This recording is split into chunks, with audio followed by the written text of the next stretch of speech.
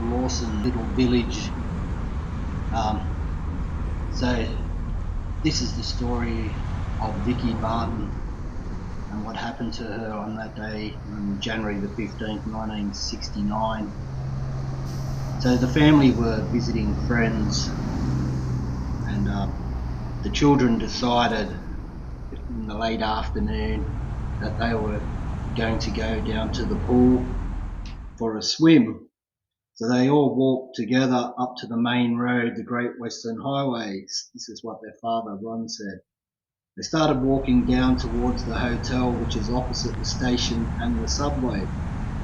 The pool is on the other side of the station. Anne Hart, one of the friends, had her bike and she double banked my son Gary down to the hotel. Then she rode back and double banked Vicky to the same point. Then she rode back to the others, leaving Vicky on her own at the crossing outside the hotel. By then the other children were only 40 to 50 yards away, standing outside the newsagent talking to a friend. It was a bit after 6 o'clock and visibility was good. They saw Vicky step onto the road, then quickly back as a car rushed past. Then they looked away. Only a minute later, when they looked again, Vicky had disappeared. The children were sure Vicky, like brother Gary, had gone to the pool. When she wasn't there, they assumed she changed her mind and gone back to the Harts. Children came back at about 10 to 8 that night, said Yvonne, and I asked them at once, "Where's Vicky?" The nightmare had begun. She never have gone away with a stranger, said Eva. She was a real mummy's girl, and I taught her never to get into a stranger's car. If she got into a car willingly, Ron said somberly, it was with someone she knew and trusted. But I think to myself, she crossed into the subway and was seized there or on the road on the other side. But why didn't she scream or struggle, said Yvonne. Why didn't anyone see? Someone must have seen something. Someone must know something. Perhaps without even realising they know it.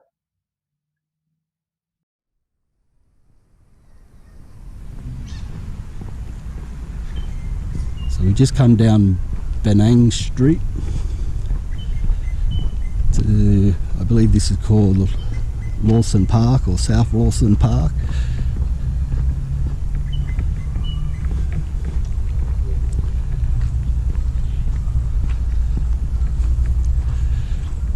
So this is when things took a sinister turn for poor little Vicky. While she was there waiting for her friends to come, Alfred Jessup, 15 years old, saw her standing there and somehow convinced her to walk with him down on a road towards Lawson Park. Once there, he asked her for sex, which she refused. So he strangled her because he didn't want to get into trouble. He then placed her in his homemade bike trailer, which had 3-foot-high wooden walls, and then rode down to Springwood with her lifeless body in the back, hoping no one would notice her, a distance of approximately 15 kilometres. Why he took her that far away, I have no idea.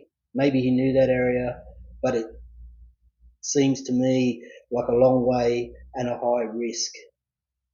Where he disposed of her was known as the Devil's Paddock or Playground on Statham Avenue, Falconbridge. Her bones found by 2 local girls in August 1970, which changed their lives forever.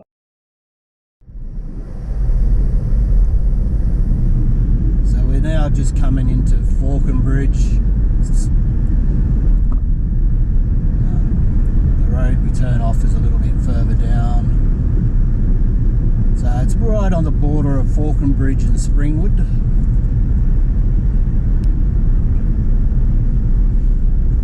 If you want to, you can go back and check one of my old videos I did at the Falconbridge Cemetery where Sir Henry Parkes is buried, and the Parkes family and the Wilson family, who owned a lot of the pubs up the mountains back in the 1800s.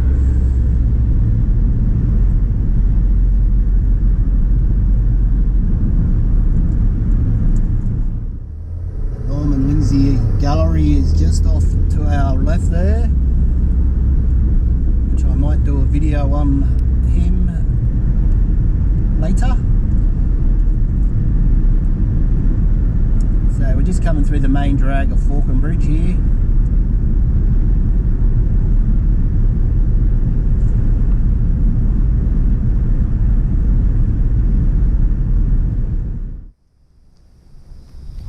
Okay, so I was told by someone on Facebook that the actual location where her body was found was off Gross Road on Statham. So we're now walking down the dip. He said you go down a dip and it was on your right. So I can imagine 60 years ago nearly, or over 60 years ago, that it could have been around this general area. I guess a lot of these houses may not have been here back then. So it could have been anywhere down in here. Exact location is a bit hard to narrow down unless you can get police records.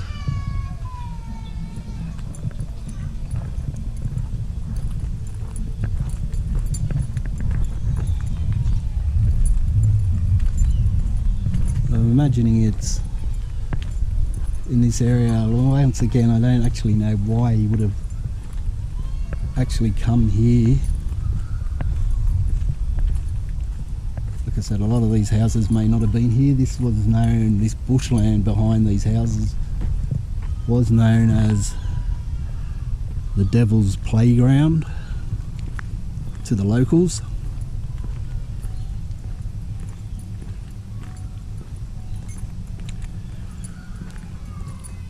And I believe she was found by two girls who were of a similar age, and in fact I do know one of the girls.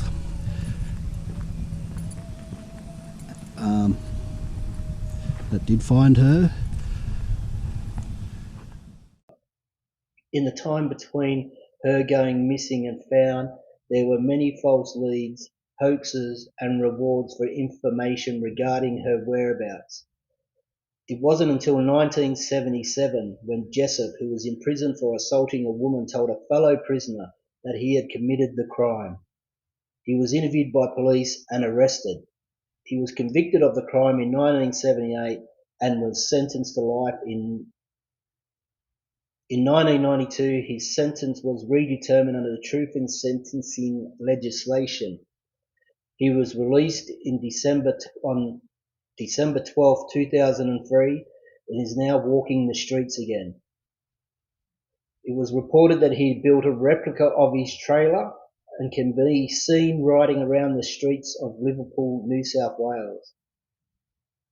From what I've been told and read, he has always been bad and weirded people out.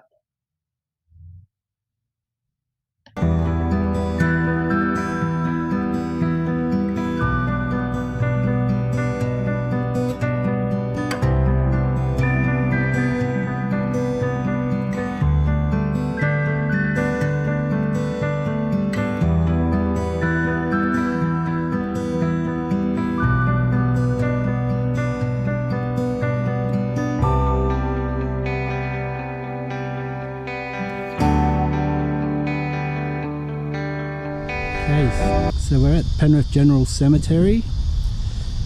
This is where Vicky is buried along with her mother and her grandmother. So it's in Kingswood.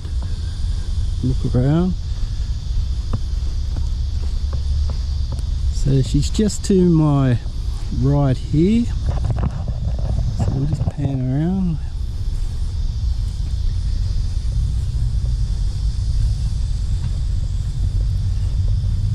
So this is Victoria Allen Yvonne Barton's final resting place. She's here with her mother and her nan. Her mother's Yvonne, 1933 to 2006, and her nan is 1912 to 1995. That's Dulcie. So don't know if you'll be able to see it because her plaque is stainless steel, but I'll read what it says. It says, in loving memory of Victoria Allen Yvonne Barton, born 15th of the 9th 1960, died 15th of the 1st 1969. Jesus loves me. Always remembered by Mum, Dad, Christopher, Craig, Kim, Gary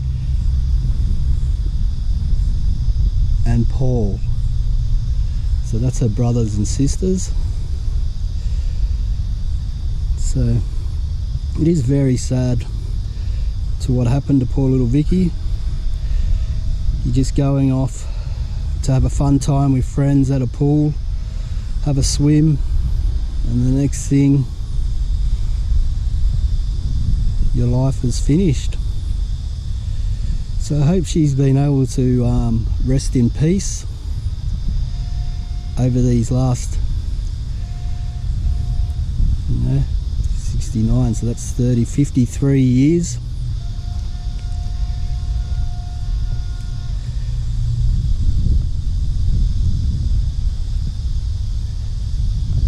Next to her, we've got Sandy Ann Wilkinson. She's just a baby. Rest in peace. And here, got Joanne in the arms of her grandmother, Babs. So this little section here, it's in the independent section. Must be for kids. It's pretty sad. It's Joanne Ware, 1971.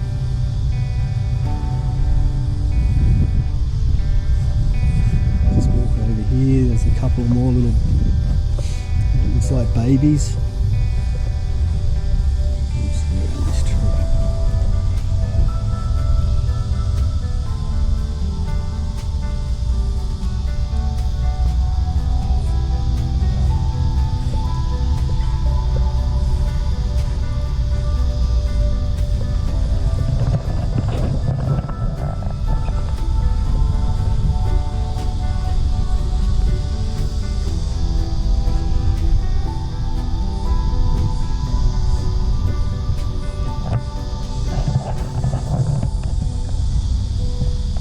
So that's going to end our story, remembering Vicky, what tragically happened to her, the locations and her final resting place.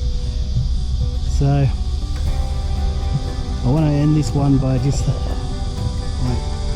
hold on to your children, because you never know when something bad might happen. Just give them all your love you can while they're here.